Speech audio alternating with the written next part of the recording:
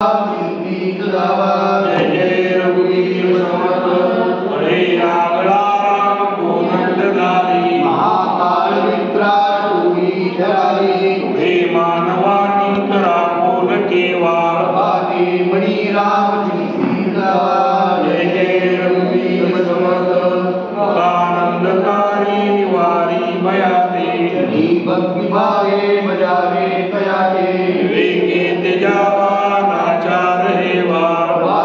मणि राम जय जय रघुवीर समर्थ सदा राम नामे वदा पूर्ण कामे कदा पादिजेना पदा नित्य देवे पदा लश्वा सर्व सोडो निजावा प्रभाते मणि राम चिंतित लावा जय जय रघुवीर समर्थ जयाचे निनामे महादोष जाती जयाचे निनामे गती पाविजेती जयाचे निनामे गणे पुण्य ठेवा प्रभाते मणि राम चिंतित लावा जय जय रघुवीर समर्थ नवेचे कदा ग्रंथीचे अर्थ काही मुखे नाम उच्चारणा कष्ट नाही संसार शत्रुंजी नावा प्रभाते मणि राम चिंतित लावा जय जय रघुवीर समर्थ ते दंडनेचे महादुःख आहे महादुःख ते नाम गीता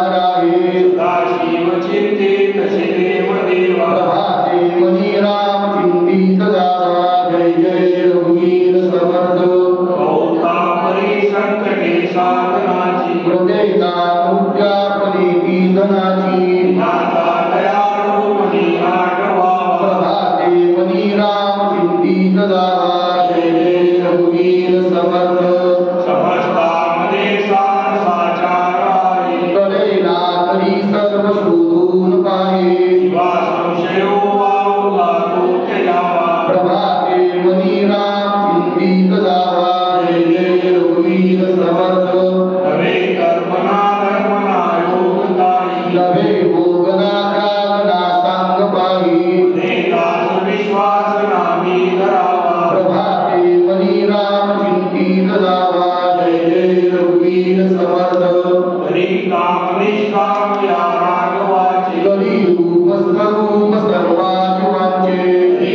चंदनी द्वंद्व एकूण गाथा हरि कीर्तनी वृत्ती विश्वास होता जय जय रघुवीर समर्थ अहो जानरा राम विश्वास नाही तया आमरा काढीचे सर्व काही महाराज तो स्वामी कैवल्य दाता बुधा वाहणे दे संसार चुंडा जय जय रघुवीर समर्थ मना पावना भावना राघवाची जरी अंतरी सोडी चिंता भवाची भवाची शिवा मानवा बोली देती नसे वस्तूची धारणा व्यर्थ गेली जय जय रघुवीर समर्थ धरा श्रीवराच्या धरा अंतराती धरा विष्णराच्या परा सागराते धरा विष्णराच्या परा दुर्मराती धरा मीतराच्या धरा मत्सराते जय जय रघुवीर समर्थ गोपाल कृष्ण भगवान की जय मना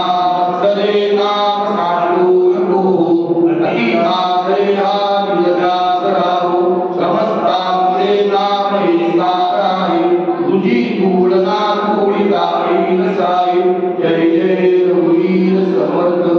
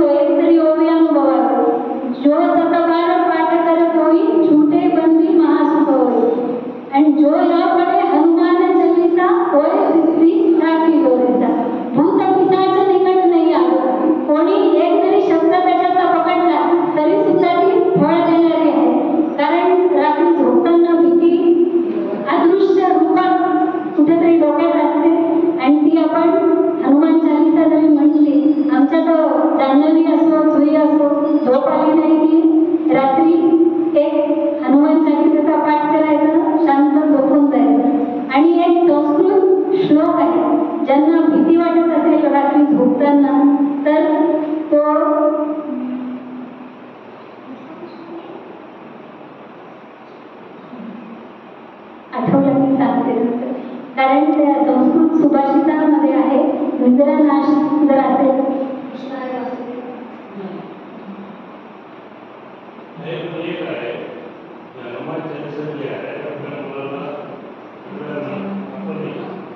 सकाळी एकदा आणि रात्री झोपताना हे म्हणायला लावायचं.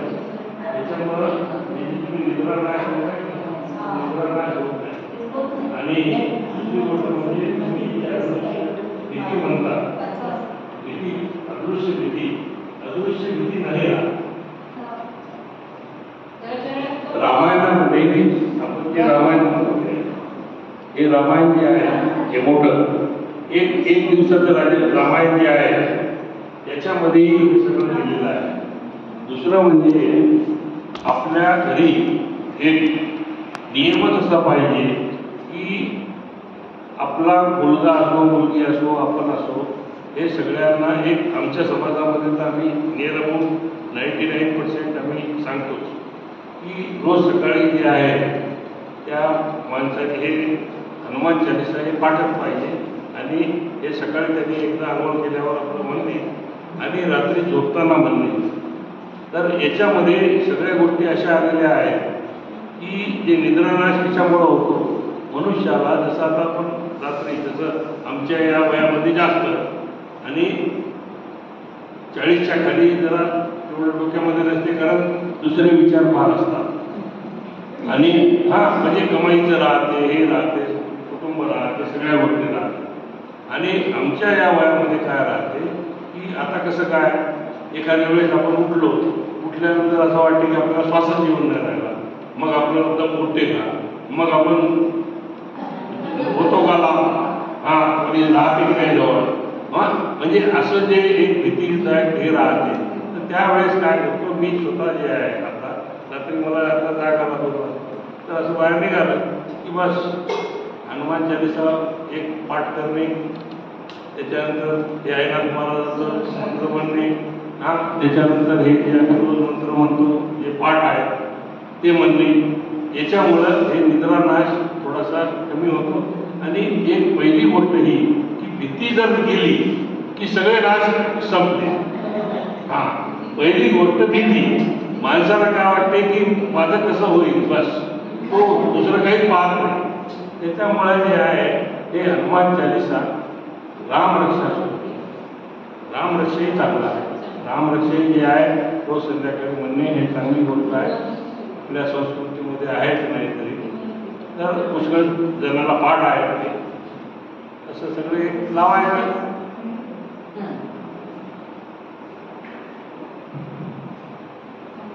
तो श्लोक आठवला, रामं स्कंदं हनुमंतं वैनतेयं नृपोदरं शयनय्य स्मरे नित्यं दुःस्वप्नस्तस्य निश्चयम्. राम दोन-तीन श्लोक लक्षात ठेवून घ्यायचे. एक महामृत्युंजयचा जप जो आहे तो ओम त्र्यंबकं यजामहे सुगंधिं पुष्टिवर्धनम् उर्वारुकं मृत्युंजय महामृता. हे असं नुसतं रटत राहिलं तरी त्याची पुष्कळची भांगडी कमी. महाराजांची मग भागवताची सप्तशतीची हनुमानाची म्हणायची ना. हो, नंतर शेवटी हनुमानाची.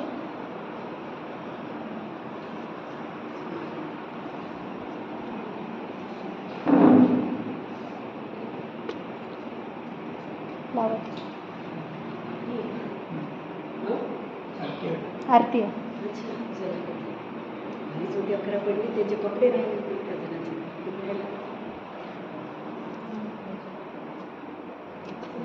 आरती करून